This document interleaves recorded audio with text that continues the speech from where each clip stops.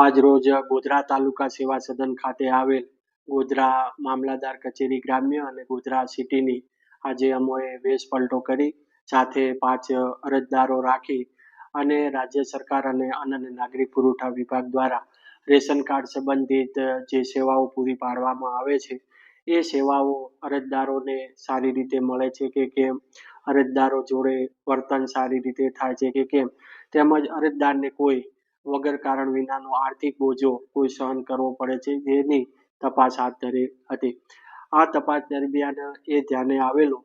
કે અરજદારને જે નામ કમી કરવાનું હોય છે, નામ ઉમેરું કરવાનું હોય છે, જેવા તમામ જે સેવાઓ છે, નામ રેશન કાર્ડનું વિભાજન કરવાનું હોય છે, તેની અંદર સામાન્ય વહીવટ વિભાગે જે પરિપત્ર કરેલો છે 2021ની અંદર, તેમજ નિયામક શ્રી અન્ન અને નાગરિક પુરવઠાએ પણ 2023માં ખાસ તાકીદ કરી છે કે આ જે ફોર્મ નંબર 2 થી ફોર્મ નંબર 9 સુધીના કોઈ પણ કામગીરી માટે એફિડેવિટ કરવાનું થતું નથી. છતાં પણ અરજદારો પાસેથી એફિડેવિટ કરાવવામાં આવે છે અને જે સરકારની સૂચના છે કે ફક્ત સ્વઘોષણા જ કરવાનું છે, એફિડેવિટ કરાવવાનું નથી. અને આ એફિડેવિટની અંદર નાગરિકોએ જુદી જુદી જગ્યાએ જેમ કે સ્ટેમ્પ લેવો પડે છે, પછી સ્ટેમ્પના જે પૈસા છે 50 થી 60 રૂપિયા લેવામાં આવે છે, પછી એફિડેવિટ લખાવવું પડે છે, એક્ટિવિટીમાં ફોટો પડાવ, આમ કરીને કુલ 250 રૂપિયાનો આર્થિક બોજો સાવ કારણ વિના સહન કરવો પડે છે, એ ધ્યાને આવેલું છે.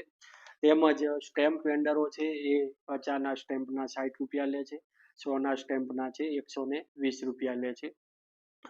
તેમજ ઝેરોક્સ જે કમ્પાઉન્ડમાં આવેલી છે એ ઝેરોક્સની અંદર પણ 5 રૂપિયાનો જે ભાવ લેવામાં આવે છે એક ઝેરોક્સનો, જે પણ ખૂબ જ વધુ પડતો છે. સાથે સાથે નવીન રેશન કાર્ડ કઢાવવા માટે અને રેશન કાર્ડના વિભાજન માટે 1 પણ રૂપિયો લેવાનો થતો નથી ફી તરીકે, છતાં પણ 20 રૂપિયા છે એ ચલણથી ભરાવવામાં આવે છે, જે બિલકુલ સરકારના ઠરાવથી વિરુદ્ધનું છે. ફોર્મ નંબર 9 જે ડુપ્લિકેટ છે એની અંદર જે 30 રૂપિયા લેવાના હોય છે એ રોકડથી લેવાના હોય છે, છતાં પણ એ બેંકની અંદર મોકલી અને ચલણથી ભરાવવામાં આવે છે. આમ આજના જે અરજદારોને પડતી જે મુશ્કેલીઓ છે, મુશ્કેલીઓ બાબતે ઘણી ગંભીર પ્રકારની જે અનિયમિતતાઓ છે અને સરકારના જે ઠરાવો પરિપત્રોની વિરુદ્ધ કામગીરી થતી હોય તેવું આજે ધ્યાને આવેલ છે. અરજદારને સરકારના નિયમ મુજબ 20 રૂપિયા એક્ટિવિટીના જે અરજીના થાય છે અને 3 રૂપિયાની એક ટિકિટ લગાડવાની હોય છે, એટલે 23 રૂપિયાની અંદર જ સમગ્ર કામગીરી થઈ જાય છે જો અરજદાર જાતે અરજી ભરે તો. જ્યારે અહીંયા છે એ 300 થી પણ વધુનો જે ખર્ચો થાય છે, આર્થિક બોજો સહન કરવો પડે છે, જે યોગ્ય નથી.